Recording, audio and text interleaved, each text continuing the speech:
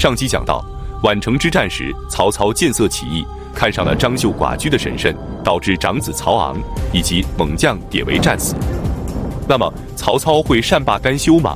他再次征伐张绣能够成功吗？本期视频，我们就一起走进曹操再次征伐张绣及袁本初多谋寡断。197年，曹操征伐张绣，结果大败而归，袁绍便立即给曹操写信。然而此信中言辞极为傲慢，这让曹操非常的愤怒，准备立即发兵攻打袁绍。可荀彧和郭嘉认为，此时还不是与袁绍翻脸的时候，如果要和袁绍开战，得先解决掉张绣以及袁术和吕布，否则一旦与袁绍开战，他们便会从后面偷袭，到时候两面作战甚为不妥呀。曹操这才消了怒气，担忧地说道：如果去攻打袁术和吕布，袁绍必定会趁机侵扰关中，引发江湖叛乱。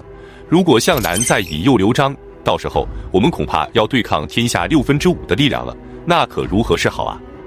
荀彧沉着地说道：关中的将帅数以千计，但都各自割据，唯有韩遂和马腾的兵力较强，可他们见关东正在征战，只会拥兵自保，并不想参与纷争。只要你派人去招抚他们，即使不能让关中长治久安，但至少能撑到你平定关东之前。曹操听后非常高兴，立即派钟繇前往长安，去招抚韩遂和马腾。此时的长安城，由于李傕和郭汜乱政，早已残败不堪，荒无人烟了。而且李傕和郭汜早已衰败，占据关中的是韩遂和马腾。钟繇到达后，立即给韩遂和马腾写信，给他们分析天下形势，并陈述了归顺朝廷的利弊得失。韩遂和马腾很快就给钟繇回信，愿意派遣儿子前往许县为人质，从而归顺朝廷。这下曹操彻底没有了后顾之忧，准备发兵攻打袁术。袁术得知后不敢迎战曹操，立即将大军交给了乔蕤、李丰、梁刚、乐就这4位将领，让他们在祁阳迎战曹操，他自己则向南撤退了。结果曹操的大军到达后，不费吹灰之力就打败了袁术的大军，袁术的4位将领也全部战死，损兵折将的袁术从此便一蹶不振，再也翻不起波浪了。此战曹操不仅战胜了袁术，还得到了一员猛将，此人便是许褚。许褚字仲康，乔国乔县人，即今天安徽亳州乔城区人。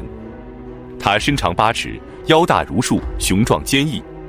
曹操打败袁术后，他率众归顺了曹操，曹操非常高兴，立即封他为都尉，留在身边宿卫，补充了典韦留下的空缺。之后曹操率军返回了许县，接下来他便要对付张绣和吕布了。198年3月，曹操再次发兵征伐张绣，为长子曹昂和爱将典韦报仇。很快大军就包围了张绣据守的穰城。正当曹操准备一举歼灭张绣的时候，突然从邺城传来了一个惊天的消息：袁绍恐怕要对许县下手了。那么袁绍为何要对付曹操呢？之前汉献帝封参陆肃的时候，沮授就给袁绍建议，让他将天子迎来邺城，到时候就可以挟天子以令诸侯了。结果袁绍没有同意。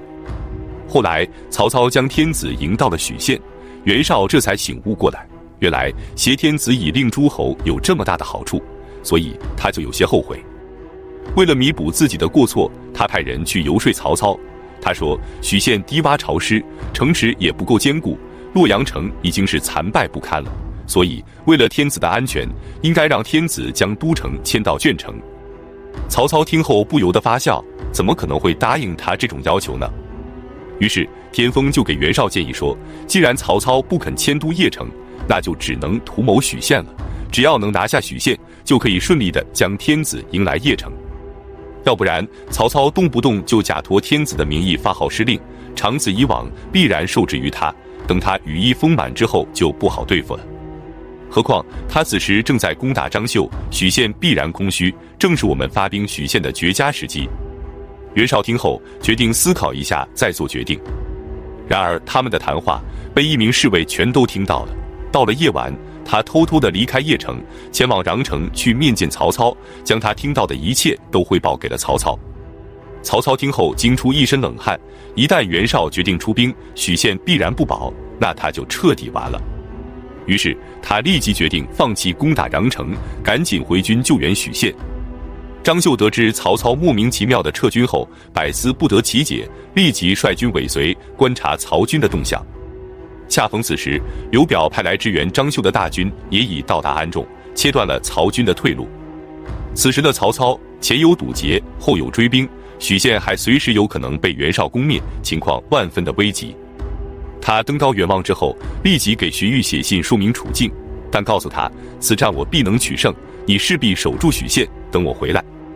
之后他命人挖掘险道，做出趁夜逃跑的假象。张绣得知后大喜，立即整顿军队，抽调精锐大军，准备发起突袭。贾诩劝他说：“将军千万不能去追，此战无法取胜。”可张绣觉得曹操已经被两面夹击，插翅难飞了，如此大好形势怎能放过？于是他不顾贾诩的反对，与刘表的援军同时发起突袭。然而当他们进入曹营的时候，才发现曹营里一片寂静。片刻之后，曹军从四面八方冲了过来，张绣这才发现上当了，他和刘表的联军被打得措手不及，大败而归。曹操战胜后并不恋战，立即率军继续向北前行。张绣回来后后悔不已，对贾诩说道：“我之所以吃了败仗，就因为没有听从贾公的建议啊。”可贾诩却说：“你现在可以放心的去追了，此战你必定胜利。”张绣疑惑地抬起头看着贾诩问道：“我刚刚率领精兵出击，结果大败而归，现在只剩下残兵败将了，如何才能取胜呢？”贾诩却说：“兵无常态，现在的形势已经发生了改变，你快去追吧，肯定能够取胜的。”张绣一边疑惑，一边收集散兵，再次追击曹军。然而让他没想到的是，竟然真的追上了曹军的后卫部队，并且一举将其击溃，大胜而归。凯旋后，他向贾诩请教，这到底是怎么回事呢？贾诩解释说，其实道理很简单，将军虽然擅长用兵，但绝非曹操的敌手，曹军突然后撤，曹操必然亲自殿后，所以将军必败。可他们之所以如此慌忙的后撤，一定是后方出了事故，所以曹操一旦战胜了将军，就会快速前往许县，殿后的重任就只能交给他的部将了。可是他的部将虽然勇猛，但肯定不及将军，所以将军必胜。张绣听后醍醐灌顶，这才明白了过来。他又问：“依你之见，曹操的后方到底出了什么事呢？”贾诩说：“如果我所料不错的话，一定是袁绍有所动作，才导致曹操如此慌张，必须尽快赶回许县。”然而贾诩虽然料事如神，可他猜对了曹操，却并没有猜对袁绍。但这也怪不了贾诩，就连曹操也没有料到，他心急火燎地率军回到许县，准备迎战袁绍，可结果却是虚惊一场。原来袁绍压根就没有听从田丰的建议，也就不可能发兵许县了。曹操紧张的情绪这才舒缓了下来。荀彧见机请教曹操，他说：“张绣和刘表的援军两面夹击曹公，你怎么就能断定一定能够取胜呢？”曹操说：“当年韩信攻打赵国，率领的不过是些乌合之众，但他却只身绝地，背水一战，最终获得了胜利。今日刘表半路拦截，张绣紧追不放，我军将面临置之死地而后生的处境，所以我知道我一定能够取胜。”荀彧不由得赞叹说：“曹公用兵如神，果然如是啊。”曹操说：“郭嘉曾经说过，袁绍多谋寡断，不知道何事是重要的，何事是不重要的，今日终得一见啊。”公孙瓒的势力早已衰弱，可袁绍却只盯着公孙瓒，目光只停留在他的四周之地，不敢擅自出兵攻我许县，这可是天子的福分。说完不由得大笑了起来。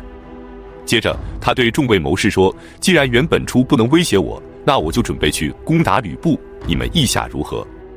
那么曹操的谋士能够同意攻打吕布吗？我们下期接着讲述。